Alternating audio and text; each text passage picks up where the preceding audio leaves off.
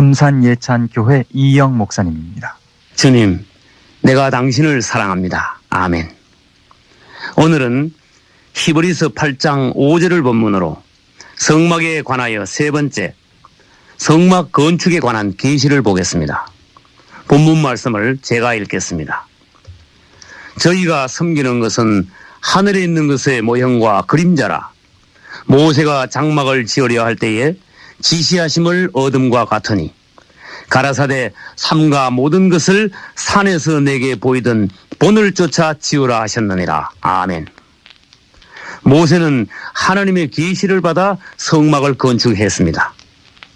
우리도 하나님의 말씀을 따라 자신을 성전으로 건축해야 합니다. 사람의 몸은 짐승의 몸과 달라서 단순한 육체가 아닙니다. 그저 7, 80년 사는 동안 잘 먹고 건강하고 편히 살기만 한다고 복받은 인생이 아닙니다. 내 몸을 잘못 다루면 우상이 되기 쉽고 탐욕과 음란의 도구로 전락할 수 있습니다. 그러므로 내 몸을 하나님께 드리면 성전이 되고 죄를 위하여 쓰면 귀신의 집 사탄의 이용물이 됩니다. 주님께서도 우리 몸을 순결한 신부의 몸으로 받기로 원하시며 귀신들도 우리 몸을 차지하려고 합니다. 너희 몸을 하나님이 기뻐하시는 거룩한 산제사로 드리라 하셨고 고린도전서 6장 13절에서는 몸은 음란을 위하지 않고 오직 주를 위하며 라고 하셨습니다.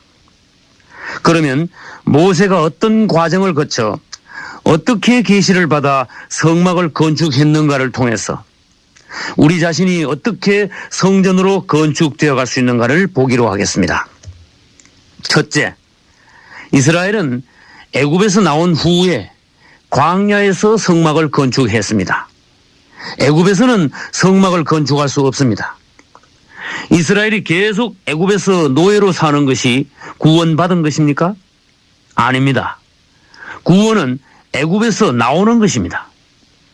이스라엘이 애굽에서 나와야 된다는 것은 우리가 세상에서 나와야 된다는 것을 말합니다. 여러분은 세상이 어떤 것인지 보셨습니까? 세상은 사탄의 조직이요, 체계요, 사탄의 왕국입니다. 언뜻 보면 세상은 화려하고 재미있고 매력적이고 풍성하여 내가 원하는 것은 무엇이든 다 있는 듯합니다. 그러나 이런 것들은 다 사탄의 낚싯밥입니다. 졸졸 따라가다가는 사탄의 낚싯바늘에 걸려들고 맙니다. 그러므로 이스라엘이 큰 재물을 가지고 애굽에서 나온 것 같이 우리도 세상에 있는 재물을 가지고 하나님께로 나와야 합니다. 세상에서 나오지 못한, 즉 거듭나지 못한 이름뿐인 그리스도인은 절대로 자신을 성전으로 건축할 수 없습니다.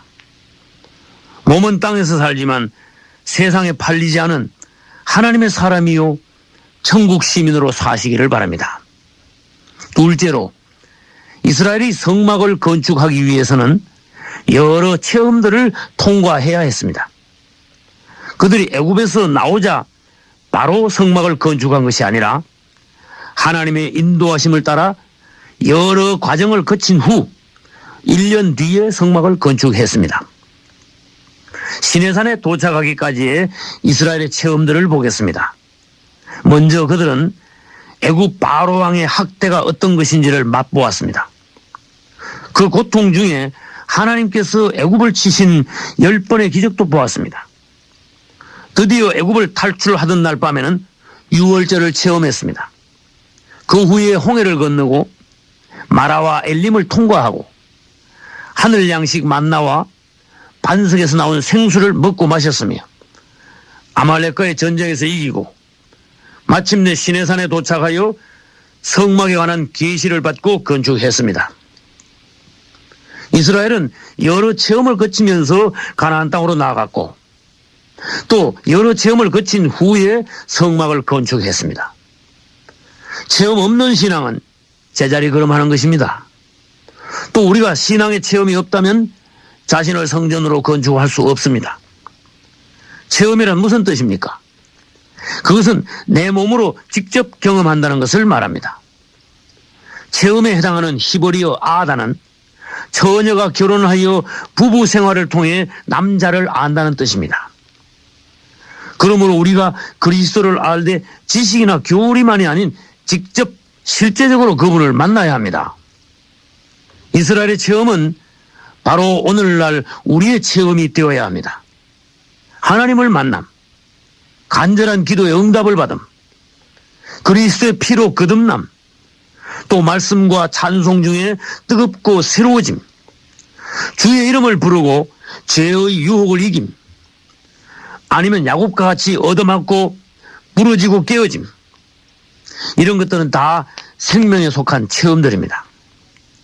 그래서 성도들의 살아있는 신앙 간증은 모두에게 은혜가 됩니다. 체험 없는 신앙은 미지근한 것으로 주님께서 싫어하십니다. 얼마나 많은 그리스도인들이 그저 발로만 교회를 왔다 갔다 하는지 모릅니다. 주님을 사모하십시오. 말씀과 기도와 찬양 중에서 먼저 그분을 만나십시오. 셋째로, 성막은 절대적으로 하나님의 지시하심을 따라 지어야 했습니다.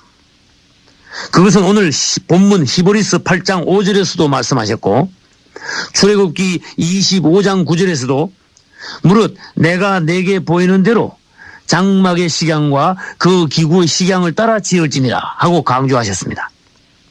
만약 하나님께서 모세에게 내가 알아서 성막을 한번 지어보아라 하셨다면 어떻게 되었을까요? 성막은 하나님의 비밀과 보화를 담은 놀라운 집이며 천국의 모형입니다. 그러므로 성막은 사람의 재주나 고안으로는 지을 수 없습니다.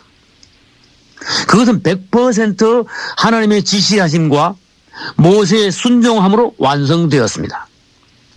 하나님께서는 성막과 각종 기구의 크기, 재료, 색깔과 모양, 용도, 위치 등등을 일일이 상세하게 지시하셨습니다. 그것은 우리가 내 마음대로 신앙생활을 해서는 안 된다는 뜻입니다. 주님의 지도하심이 없이 우리가 알아서 신앙생활을 해보라고 하신다면 우리 모두는 그야말로 제멋대로이며 천방지축이요 엉망진창이 될 것입니다. 내 마음대로 하지 마. 물어보고 해. 이 교훈을 명심하십시오.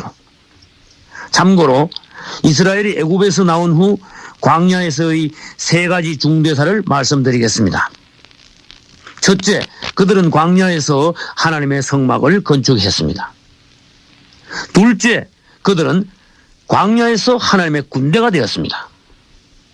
셋째로 그들은 광야에서 애굽의 체질을 바꾸었습니다. 이것은 우리가 구원받고 난 후에 행할 3가지 중점 사항을 말씀하고 있는 것입니다. 기도합시다. 오 주님, 오소서.